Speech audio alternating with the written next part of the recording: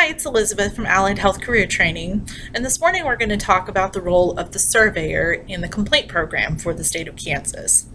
So, a surveyor is someone that's appointed by KDADS to come out to your facility every 9 to 15 months and perform an inspection to make sure that all of the federal and state regulations are being met in a care home.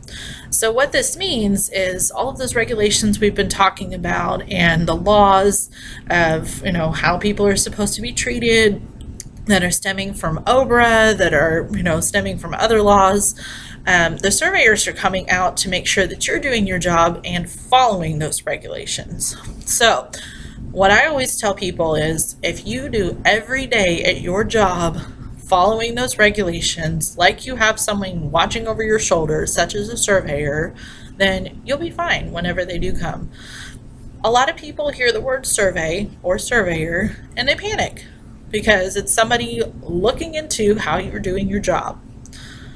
This doesn't have to be a panic situation. Again, if you're kind of following the regulations, then you should be fine. So the way that you can know that you're following your regulations in your facility is if you're following your facility policies and procedures. So your facility is going to take all of the state and federal regulations and decide how they want things done in the facility itself. So say you have somebody that is diabetic. They've got a low blood sugar, they're acting kind of crazy, they're not really, they might be kind of sweaty, the nurse checked their blood sugar and it's low. What do? There's a policy and procedure for that at every facility. So you would have a book, generally at the nurse's station, that will tell you what to do in each situation. So if you have that episode of low blood sugar or hypoglycemia, then you can look at that policy and procedure and say, okay, I've got this hypoglycemic episode. What do I do and how am I going to do it? So your facility may have a policy that will tell you exactly how much of what kind of juice to give that resident in order to get their blood sugar up and what to do after that. Simple things that you can do to make sure that your residents are taken care of. So since these policies and procedures are based on those regulations, if you follow the policies and procedures of your facility, you're fine. You don't have anything to worry about. You are going to be doing your job the way that you're supposed to be doing it, and just kind of keep that in mind, that those policies and procedures didn't just get made for fun. Nobody wants to sit around and think about, well, how can I make the CNA's lives miserable today? Let's make some more policies and procedures. That's not the point. The point of those is to specifically let the staff know exactly how they're supposed to carry out their job. So you've had the 9 to 15 months from your last survey. Last survey was pretty good. Didn't really have very many issues. Didn't have to have somebody come back out. So it's 9 to 15 months later, and that's called the survey window. So you might hear people say, we're in survey window, be ready. Okay, this is what it means. They can show up at your facility anytime unannounced. They have the right to do that, and they will show up unannounced. Generally, if you've had a decent survey, they'll generally show up during the day, but don't really rest on that because they can show up. It's Easter Sunday, 3 o'clock in the morning. They can show up at your facility if they want to. If there's been some issues with a particular shift, if there's been some issues with, particular people on staff, then they'll show up when those people are working. So say night shift has issues. It's usually during the weekends. Maybe you're short-staffed on the weekends. So you've had more falls on the weekends. You've had more resident complaints on the weekends. You've had a lot more issues on the weekends. Surveyors are going to show up on the weekends. They're going to notice that trend in the complaints just like you will at the facility. So they can show up at 3 o'clock in the morning on a Sunday if they feel like it. And they can just walk in your building unannounced. They don't have to tell you that they're coming. So what do you do if they come? Don't panic. Don't panic about it. And people will. They'll panic and say, oh my gosh, the surveyors are here. Or you will hear state is in the building. Be ready. and everybody kind of running around and they're all kind of panicking. And again, if you're doing your job the way that you're supposed to be doing it all along, you don't really have to worry. You have to have a certain amount of a little bit of nervousness just to make sure everything's going okay, but you shouldn't be in full-on panic mode if state shows up, because you're doing your job the way you're supposed to be doing anyway. So during these inspections, what the surveyor will do is when they show up in your building, if you're the first person to greet them, do greet them. Don't just stand there and, what do I do? Greet them, let them know who you are, and you're gonna have your name badge on all the time. Make sure you have your name badge on, so they're gonna know who you are already, and you might be the first friendly face that they see walking through the door. So what you can do, let your charge nurse know. They're going to let the director of nursing and the administrator know. And then the administrator and the director of nursing will meet with the surveyors and take them on an entrance tour. So they're going to walk around the building.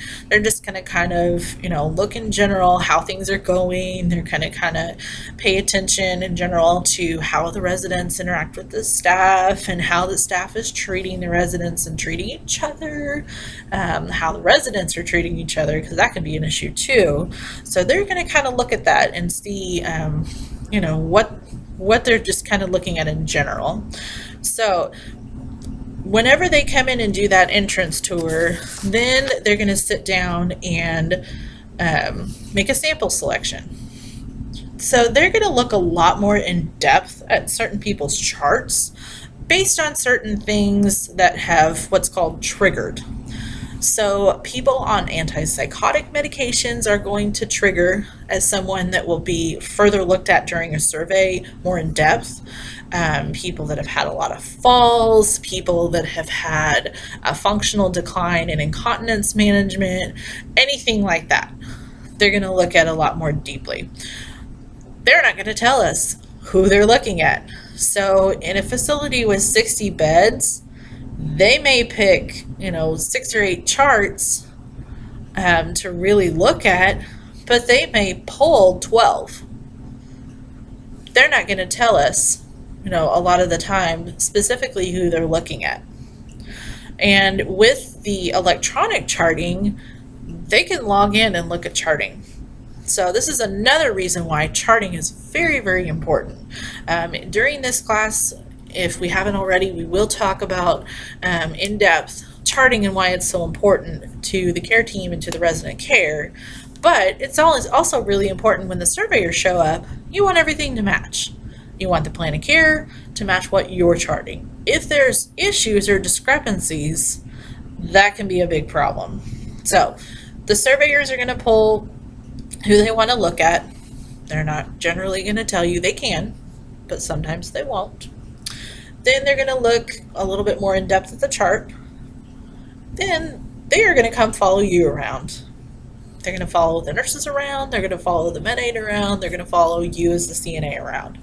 They are going to look at how you are performing your care, whether you wash your hands, which you will all the time, whether you put gloves on every time that you should, whether you treat the residents with respect, whether you treat the residents with dignity, if you provide the residents privacy. So whenever you walk into a room, that's why it's really, really important to stop at the door, knock on the door, get your hand sanitizer, clean your hands as you're walking in the room, announce yourself, hi, it's Elizabeth, I'm here to check on you, make sure that you got the right resident. Well, good morning, Vera, how are you doing? And if they respond, some of them may not be able to respond appropriately, but, you're at least making an effort to identify that resident. So those are the things that the surveyors are going to be looking at too. So if you get in that habit of knocking on the door, using the hand sanitizer, walk in, announce yourself, let them know what you're there to do, it's going to be habit by the time the surveyors come. And they will watch that. They will watch exactly what you do with that. And they'll watch how you do it. So kind of keep that in mind. So they may want to interview you. If there's been an issue with a certain resident and it's had to be turned into KDADs, to the complaint hotline, which I will talk about the complaint hotline and what that means. If there's been a certain issue or a certain resident, they may want to talk to you. Why are they going to want to talk to you? Because you are the person that's taking care of that resident all the time. The nurse may see the resident, once or twice a day or once or twice a shift. You're the one that's seeing them 4, 5, 6, 7 times a shift, actually taking them to the bathroom, getting them up out of bed, getting them dressed, seeing all of their skin issues, seeing how they're acting, picking up on those things. You guys are the eyes and ears of the whole facility for the resident care. That's why it's really, really important. So, if a surveyor comes to talk to you, again, don't panic. Don't just stand there and, I don't know. That's the worst thing you can do. If a surveyor asks you a question and you don't know the answer, don't say, I don't know.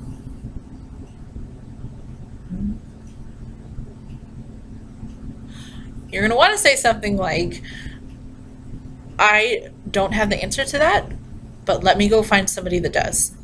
So always, always, always know who to go to or where to look to find that answer.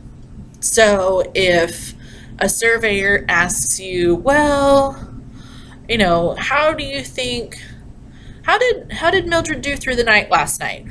I don't know. Don't say that. If they ask you something like that, then hopefully you would have gotten a really good report from your previous shift. And I'm not going to pick on night shift. I'm just giving an example.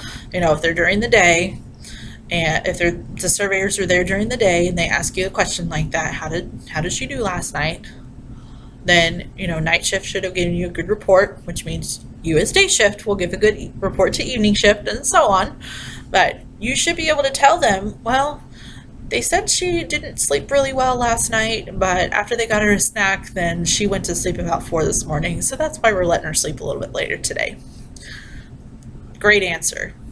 So that will let the surveyor know that you are, on top of the game with report. You know what's going on with your resident.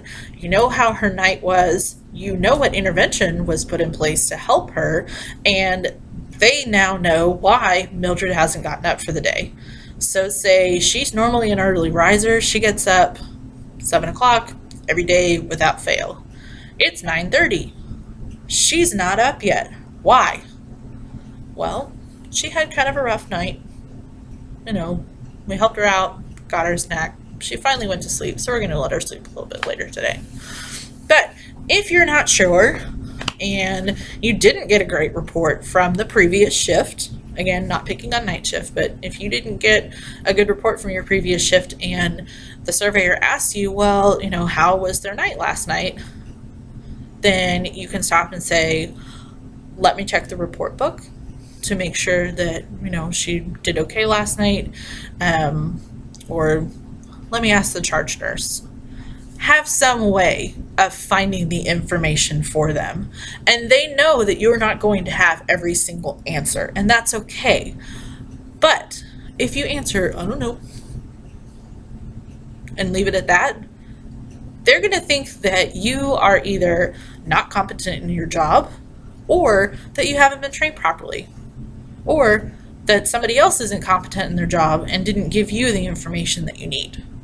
So just kind of keep that in mind. Always, always, always find the answer for them or find someone that knows it. So one of the other things that they're going to do during the survey process is they're going to have a daily meeting. You will not ever see this daily meeting. This is going to be with your administrators, with all of your department heads. This is going to be with the director of nursing, everybody else like that. So the CNAs are not going to be involved in that daily meeting, and that's okay. You don't need to be or want to be involved in that one. So they're going to kind of go over the things that they've been seeing and maybe tell the facility, okay, we've started to see this issue, is there something that you're doing about this? What can we do, to rectify the situation? So they'll have that daily meeting. So you might see your boss is gone for a little bit and everybody looking kind of tense afterwards because they've been talking to the surveyors and seeing what they're doing. So that meeting can occur anytime during the day. So just be aware if everybody kind of disappears, all the department heads kind of disappear with that. So then towards the end of the survey, once the surveyors have gathered enough information to decide, whether the facility is doing everything the way that they should be doing, or if there's some issues that need to be addressed, then they're going to go into an informational analysis and decision-making process. So they're going to look at all that information that they gathered during the survey. And again, you guys won't see this, but I like to kind of let people know how the process works. So they're going to go back and decide, okay, we found this issue. Maybe people are not washing their hands correctly or not doing it often enough. So then they have to decide, okay, how bad of an issue is this? How many residents is this affecting? Is it a widespread issue, or is it just isolated? Is it one particular person that's doing this? Is it actually harming any residents? So they'll kind of keep that in mind, and then decide what kind of deficiencies or sites to give to the facility. They're also called tags. So if you hear of a tag, an F tag is a federal tag. So it's a deficiency against a federal regulation. So if you hear, oh, we got a tag for hand washing last year, that's what that means. So just kind of keep that in mind. Keep in mind that if a surveyor finds an issue one year, chances are they're going to double down and look at that the next year too. So if you got a deficiency on hand washing last year at your facility, you betcha that they're going to be watching you wash your hands this time. So they want to make sure that whatever deficiency that they found has been corrected since the last time that they came. So at the end of the whole survey process, then they're going to have an exit conference and go over a statement of deficiencies. So this is where they're going to sit down again with all the department heads, the administrator, everybody in management, and talk about, okay, these are the problems that we found, and we're issuing these deficiencies, and this is why. They're going to reference those federal regulations and reference specific issues of why those federal regulations or state regulations were violated. So they're not just coming in, just like the policies and procedures are not written for fun. The state surveyors are not just issuing these deficiencies or tags for fun. There's a reason behind it, and they have a lot of specific information about why this particular regulation has been broken or violated. So they'll have that exit conference, they'll go over the statement of deficiencies, and then they'll let the facility know, okay, you can submit this plan of correction. So the facility has to decide, okay, we've got these problems, how are we going to fix it? So they have to put in a written statement of plan of correction. Most of the time, if the deficiencies are not too bad, if they're not affecting a whole lot of people, or if they're not, that bad of a severity of, what kind of harm it's going to cause to residents, then if the facility provides a sufficient statement of correction, then the surveyors won't have to come back out. They'll say, okay, you've submitted this plan on paper. Make sure that you're actually doing this, because the facility will have to follow through with that plan of correction, not just on paper, but with the things that they're actually doing in the facility. So you might see some changes after a survey. But what they're going to do is submit that plan of correction. The state's going to look at it. Survey departments is going to decide, okay, well, I agree with this plan of correction. As long as you're following through with it, you're fine for another year. You won't see us. So they can do that. Or if they don't like that plan of correction, they can send it back and say, well, we're not quite good with this. You need to come up with something else. So you might be able to submit another plan of correction. Or if the severity is bad enough with how many residents or the degree of harm that it caused with certain tags or deficiencies, they may come back out and see you again. So just kind of keep that in mind, that if you had a survey that went not so great, they found some issues, and when they start finding issues, they're going to dig deeper and they're going to stay longer. So you might go into what's called an extended survey, which lasts over a week and can last a couple weeks and maybe even up to a month. is if they find big issues and anything that puts a resident in immediate jeopardy of harm, or something that's really bad that can cause a lot of harm to somebody or could cause imminent death, if they find these issues going on, they're not leaving. They may leave for the day, but they're not leaving for good until you have that immediate jeopardy issue corrected. So even if you have that immediate jeopardy issue corrected during the survey and they actually leave, they're not going to settle with a written plan of correction to make sure that you've got all your other issues corrected. They're going to come out and see you again. So kind of keep that in mind whenever you find out about how a survey went. If it wasn't so great, if there were some issues, they're going to come back out and make another visit. So you got to be ready. You have to be on your A game all the time and be ready for the surveyors. So don't, get in that relaxed mode and say, well, the survey's over, we don't have to worry about it for another year. No. That doesn't happen. They can come back out anytime. So another reason why a surveyor may come out that's not directly related to an annual survey or a regular survey that happens is they may have received a complaint and they need to follow up on it. So there is a number that people can call, and they can call KDADS and call a complaint hotline. So if you have a resident that is, has been abused, neglected, or exploited, or that's a possibility that has happened to them, then the facility is required to call the state hotline and turn that complaint in. What that means is, say you have a resident that fell. They were walking down the hall and they fell on the floor. Nobody saw them fall, or maybe they did, but nobody saw them fall. And the resident is not able to tell you what happened. Do you know what happened? If nobody saw them fall, you really don't. Unless you have some kind of a camera system that shows what happened to the resident, there's no way to prove, unless somebody saw it, that nobody caused that resident to fall. So say they, are walking down the hall, they fall, they break their hip. That has to be called into the state. Has to be called into the complaint hotline. Any kind of major injury that happens to a resident as a result of an accident, so things like falls, burns, if they are abused by another resident or staff member, if somebody hits them, if somebody kicks them, that all has to be turned in to the state. So any fall with injury, any kind of possible abuse, neglect, exploitation, any incidents of missing money, any incidents of if somebody had a gift card in their stuff, if a resident had a gift card in a drawer, now it's missing, and the resident knows they didn't spend it, family knows they didn't spend it, and the resident says, I think one of the staff members might have taken it, which that will happen, unfortunately. They're not sure, whether a staff member took it, and they're not sure who might have taken it, but they think that somebody might have taken it. That has to be turned into the state, because that's exploitation by the staff of the resident. So if you have an issue of possible abuse, neglect, exploitation that's been called into the state, they can come out and do another survey. They can do what's called a complaint survey or an abbreviated survey.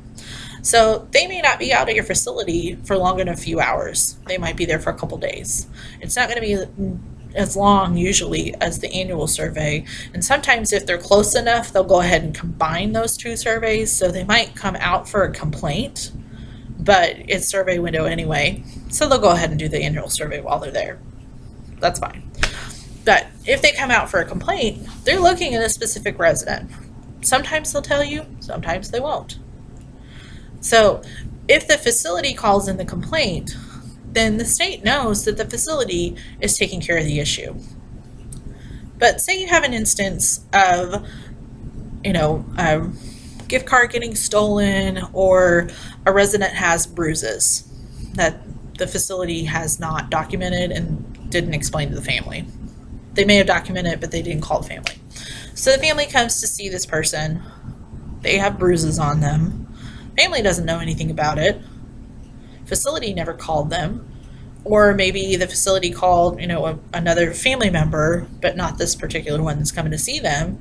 And the family decides, I really don't like this situation. They can call the state hotline. They can call anytime they want. So they call in these bruises to the state hotline. Maybe the facility doesn't know about them yet, about the bruises. Maybe they just happened, and the family doesn't tell any of the staff there. They just decide to call the state hotline. So generally with the state hotline, the complaint hotline, if a family calls in a complaint, the state complaint line usually gives the facility about 24 hours to respond to that. So say the family does call in those bruises to the state, and they say, well, I noticed mom has some bruises. She didn't have these the last time that I was here. She just, seems kind of scared. I'm really kind of concerned about this. If the facility does not call about that same issue within about a 24-hour period, the state surveyors are going to show up at your door, and they have the right to do that anytime that they want.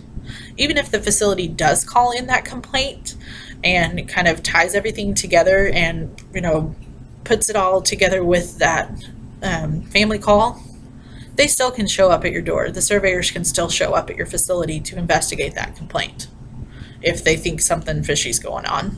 So say the family does call in the complaint about the bruises, then the next time that the aide goes to take care of the person, they notice the bruises, let the facility know, they start an investigation, the facility calls in the complaint to the state.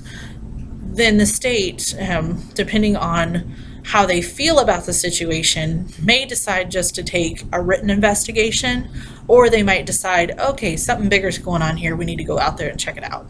So that's going to be up to them what they want to do. So if you have a state investigation that has to be done, then you as the CNA may have to fill out a witness form. So I'm going to put on to our website as part of the course, I will put on the witness form, and I will put on kind of a little scenario and have you guys fill that out. So we'll go through that in another video, but just to kind of let you know what happens. When the facility calls in a complaint, then the complaint hotline usually will tell them, okay, I want you to send in an investigation. So the facility has to do this huge formal investigation into figuring out why these bruises happened.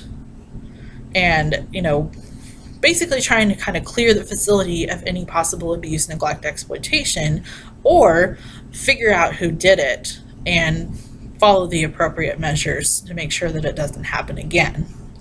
So as the CNA, you may have to write out a witness form for that. So if you're the person that found the bruises, you may have to write out a witness form saying, I went in to go give Mrs. Jones a shower, I took off her clothes, and I noticed that she had a large purple bruise across the right side of her back. I had not witnessed this bruise before. Mrs. Jones was not able to tell me what happened. I let my director of nursing know, and I made sure that Mrs. Jones was okay. That kind of stuff that you will put into that witness form. And that'll go to the state, and then the state complaint department will decide whether or not what the facility has done to rectify that is enough. So anyway, I think that's all I have for the role of the surveyor right now. I know I kind of went in depth of a little bit more things, but we want to make sure that you again, are not just a CNA, but you're a good working CNA, that you have the basic knowledge of this stuff whenever you get out of class and go work at a facility, so that, they don't have to start from scratch and you already kind of know about it and you're aware and don't get kind of blindsided by things. So if you have any questions, please contact any of the instructors. You can call the school, you can email us, whatever, and we'll be more than happy to help you out with it. And we hope to continue with more good information throughout this class, and hope that you're enjoying it. Thanks.